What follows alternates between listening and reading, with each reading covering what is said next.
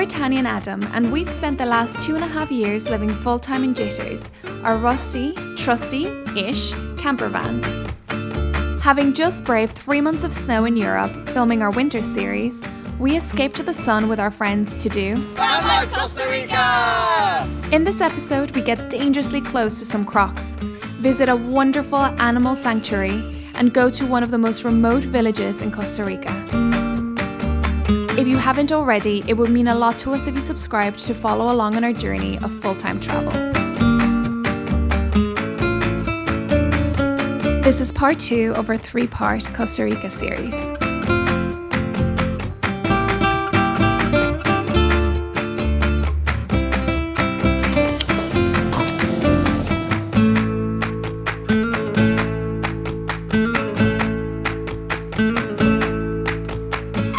After a morning coffee and watching the early surfers, Eric and Lisa visited a waterfall while we were invited to a very special animal sanctuary. We are so excited because we have just arrived to Alturas Wildlife Sanctuary. So they rescue wild animals and then release them back into the wild, but some of them aren't able to be released because they wouldn't survive in the wild. So they live out the rest of their days here in the little sanctuary being looked after by the volunteers. So we're really excited to go and have a little look and see what it's like. Yeah. Alturas Wildlife Sanctuary is a non-profit organisation dedicated to the rescue, rehabilitation and release of wildlife in Costa Rica. They do truly amazing work, and in 2021 they helped over 2,000 animals get back to health and out in the wild where they belong. We were invited to the sanctuary by JIT subscribers Betty and Paul, who make up part of the team of volunteers that help care for the animals.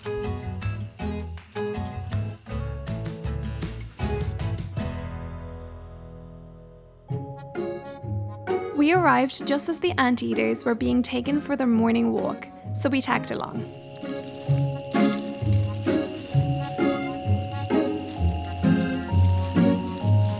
Bridget's back legs are paralysed.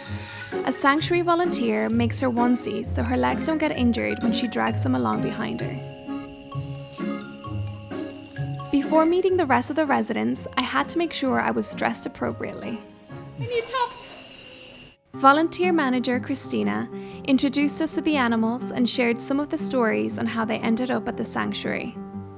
Whereas a lot of the animals have been injured in the wild or abandoned by their mothers, others have been victims of human ignorance and greed.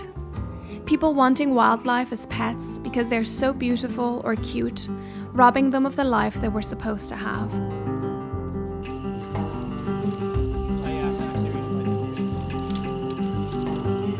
It was feeding time for Florcita, the resident sloth.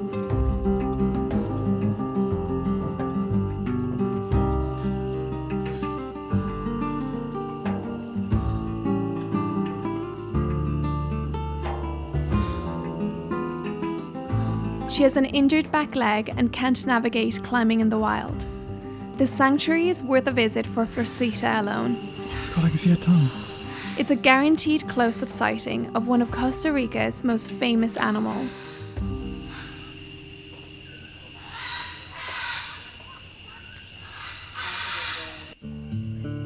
Some of the sanctuary residents often have visitors from the surrounding jungle, which is a reminder that while it's fascinating to see these amazing animals up close, and however well looked after and loved they are, they don't belong in cages. They belong in the wild.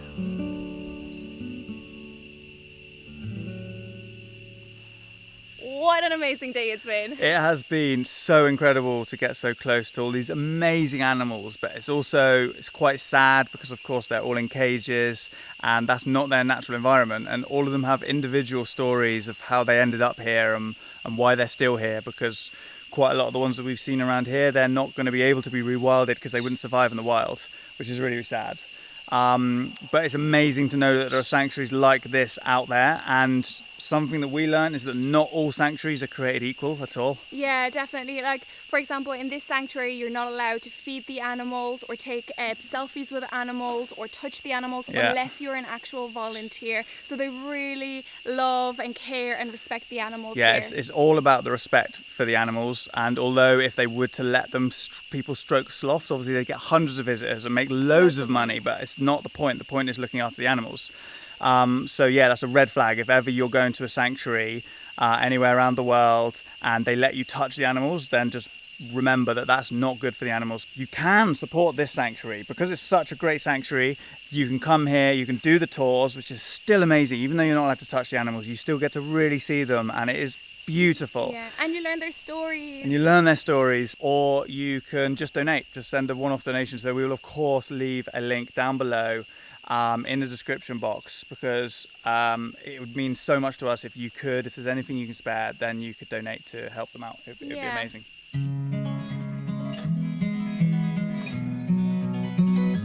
As we made our way to Marina Vellino National Park, we didn't know it, but this was going to be one of the best days of our whole trip.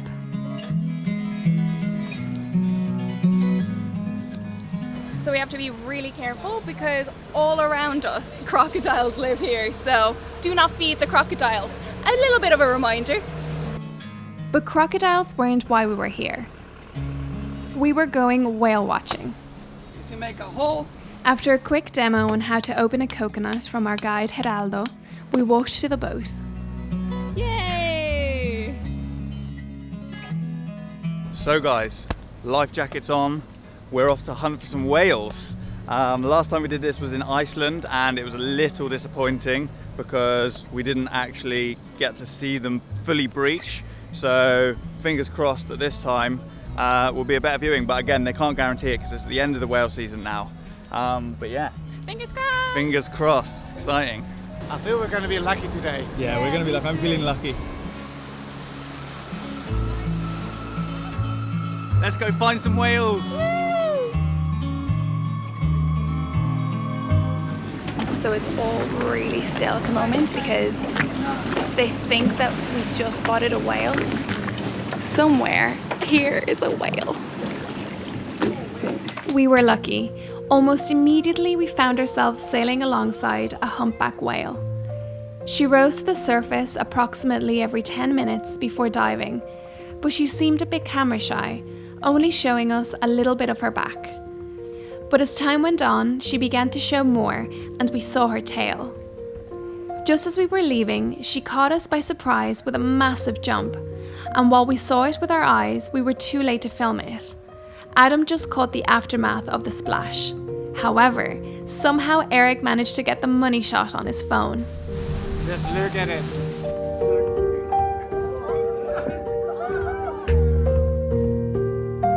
After the whale watching, we went for a quick swim in the beautiful, clear water before cruising back along the coastline. The water is so warm.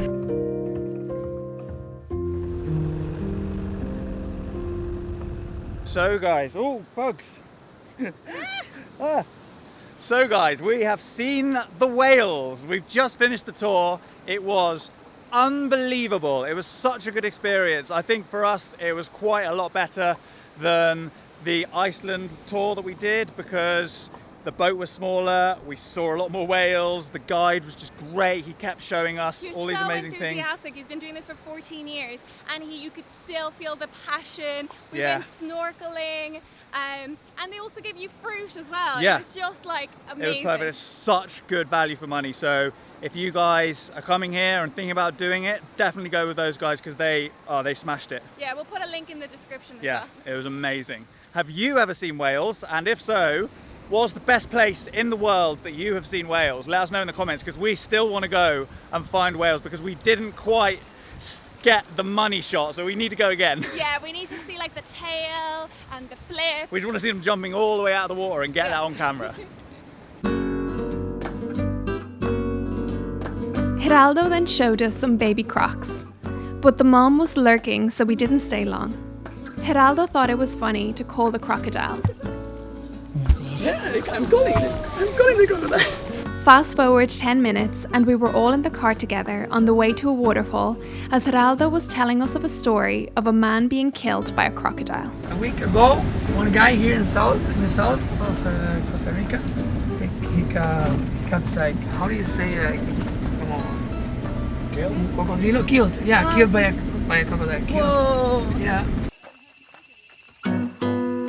After the guard dog gave us the all clear, we headed down through the jungle towards the hidden waterfall. This is so cool. We're getting like this private tour, and Geraldo is taking us through this private property. He has a friend who we just pay 1,000 colones to, and he's taking us to this waterfall that only locals really know about. So it's Very exciting. Very exciting.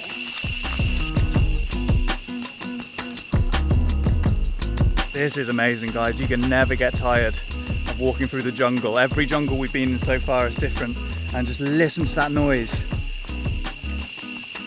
All right? Yeah. Great, isn't it? Yeah, I'm just minding my ankle. Yeah, Tanya has a habit of twisting her ankle. Don't want that to happen in the middle of the jungle. But yeah, this is just amazing. Honestly, jungle and beach, that's what Costa Rica's all about.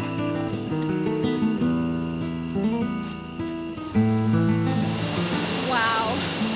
This is incredible. True adventure. Here we are, guys. Absolutely stunning spot, so worth it. We are sweating, and apparently this water is very cool, so it's going to be absolutely welcomed when we get in. Let's go.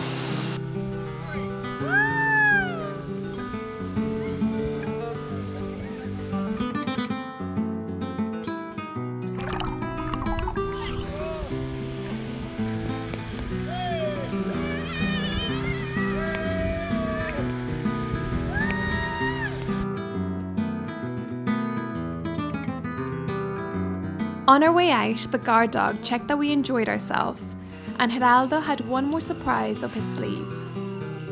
That's the biggest tree I've ever seen. I think so too. So we just stopped off on the way back to see the biggest tree that I have ever seen. You can't even see the top of it, it just disappears.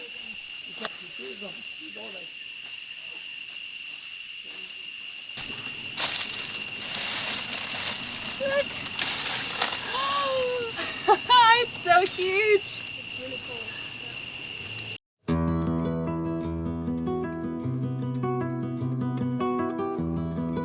We then all enjoyed a beach sunset.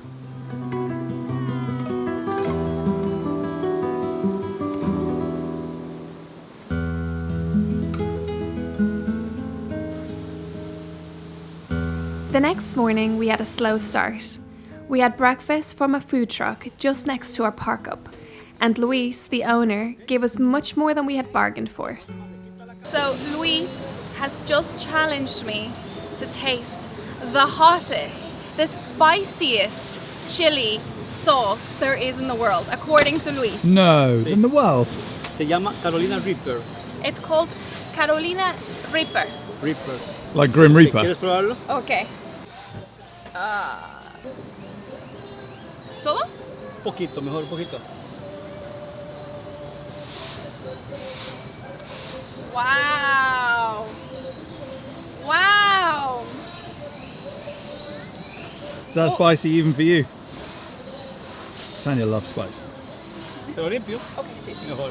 Sí, mejor. So you're not finishing it? It No is. puedo.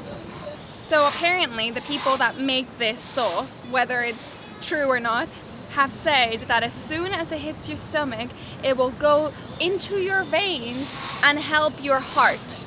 Wow. So And how good was for it? your Was it heart. too hot? Was it really, really hot? it's very, very hot. Is it the spiciest thing you've ever Es el más, tasted? el más Yes. caliente, el más picante del mundo.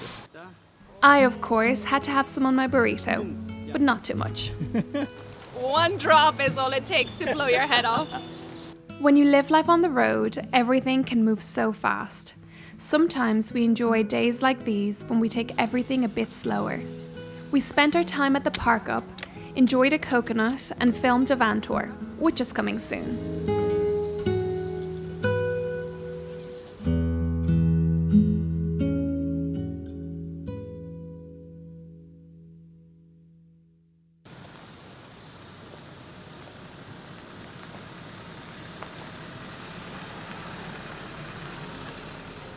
We left our beach spot and made our way towards a small village, Tortuguero, accessible only by boat or plane.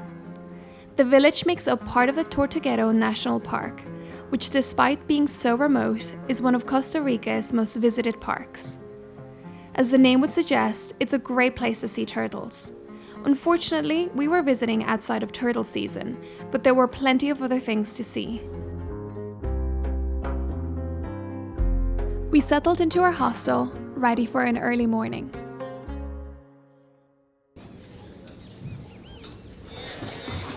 It's very early in the morning, and we're going off to try to spot some caimans and some other nature out in the swamps. Take your time. You good? More you see this morning, more breakfast you will have. Less you see, less breakfast. If you see nothing, no breakfast for you this morning. Are we agree? Yes, we agree. All right. And we like our food, so we have to see a lot. As we paddled out down the lagoon, through the jungle, it was clear we were going to see a lot of wildlife. There were so many different kinds of birds. This is a snake bird. It looks like he's being aggressive or doing a mating call, but this is actually how he dries his wings after swimming.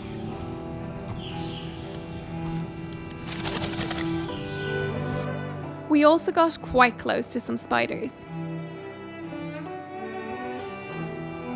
And then we saw a caiman. He didn't seem bothered by our presence at all.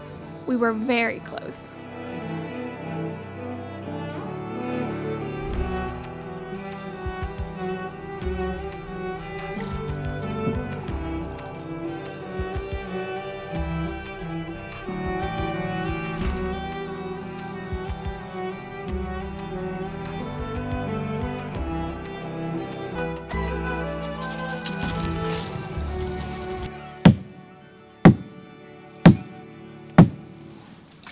That is so cool.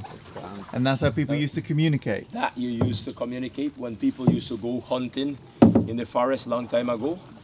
When they split up in small groups into the forest, they make different sounds to keep in communication with each other. Later that day, we took a walk in the endless jungle neighbouring the village. I have my glasses on again, guys, because we are out here spotting animals, wildlife. We didn't take a guide, so we didn't see as many animals as we might have otherwise. But we were sure they were watching us. And we did get to see this guy relaxing in the tree. After walking through the jungle, we walked back along the never-ending beach. This place is incredible. I was just thinking, the last time that we were in a place with black sand was in Iceland, and there were icebergs in the sea. And now there's palm trees. Very different. And it's t-shirt weather, and it's tropical, it's amazing. And apparently a jaguar lives here. He just strolls around. Not just any jaguar, loads of them. Loads of jaguars. I think there's like 40 of them live around here. We left Tortuguero, getting stuck in the mud on our way out. We said goodbye to Eric and Lisa before moving into a 4x4 camper. Join us next time as we find one of the best wild camping spots we've ever stayed at. I just wanted to show you this, just in case you need any more convincing about why we decided to come back to this beach. We're parked up just here, and this is our view.